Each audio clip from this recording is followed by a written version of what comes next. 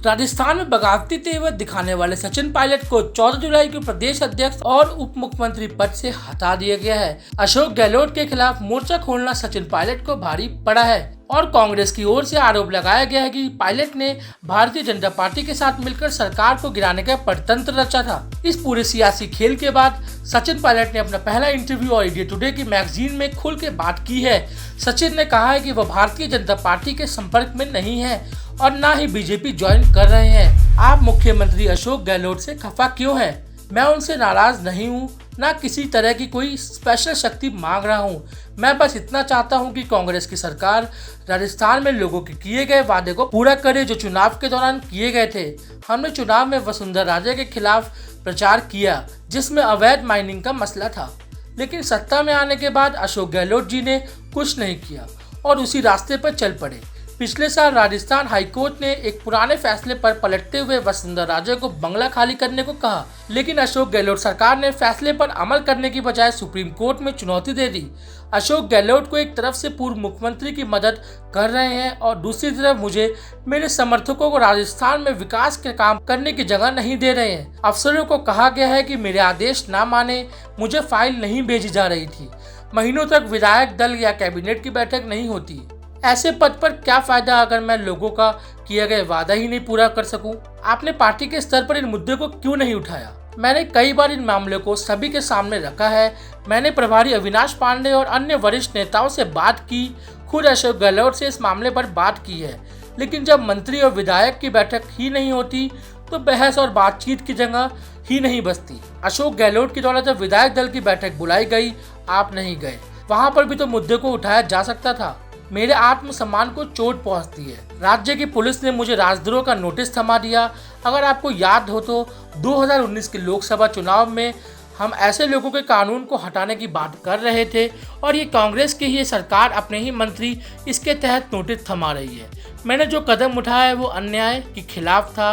अगर द्वीप की बात हो तो वो सिर्फ विधानसभा सदन में काम आता है।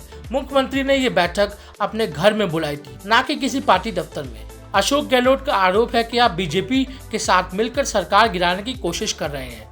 इन दावों में कुछ भी सच नहीं है। मैंने राजस्थान में कांग्रेस को जिताने के लिए जीतोड़ मेहनत की है।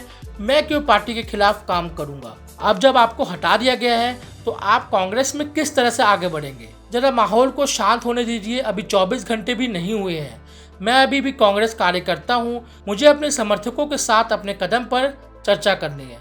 क्या आप बीजेपी में शामिल होंगे?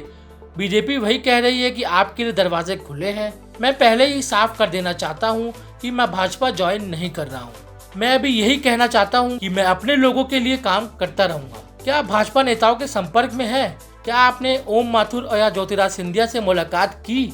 मैं किसी बीजेपी नेता से नहीं मिला हूँ। पिछले 6 महीने में ज्योतिराज सिंधिया से नहीं मिला हूँ और न ही ओम माथुर से मिला हूँ। आपके लिए मुख्यमंत्री बनना इतना जरूरी क्यों है? आपकी पार्टी का कहना है कि इतनी कम उम्र में आपको काफी पद दिए गए। क्या आप महत्वाकांक्षी हो रहे हैं? सिर्फ मुख्यमंत्री बनने की बात नहीं है। मैंने मुख्यमंत्री पद की बात तब की थी जब मैंने 2018 में पार्टी की जीत में अगुवाई की थी। मेरे पास सही तर्क थे। जब मैंने अध्यक्ष पद संभाला तो पार्टी 200 से 21 सीटों पर आ गई थी। 5 साल के लिए मैंने काम किया और गहलोत जी ने एक शब्द भी नहीं बोला, लेकिन चुनाव में जीतने के तुरंत बाद गहलोत जी मुख्यमंत्री पद के लिए दावा ठोक दिया। अनुभव के मसले पर उनका क्या अनुभव है? 2018 से पहले वो 2 बार मुख्यमंत्री बने हैं। 2 बार चुनाव में उनकी अगुवाई में पार्टी 56 और 26 पर आकर पहुंच गई।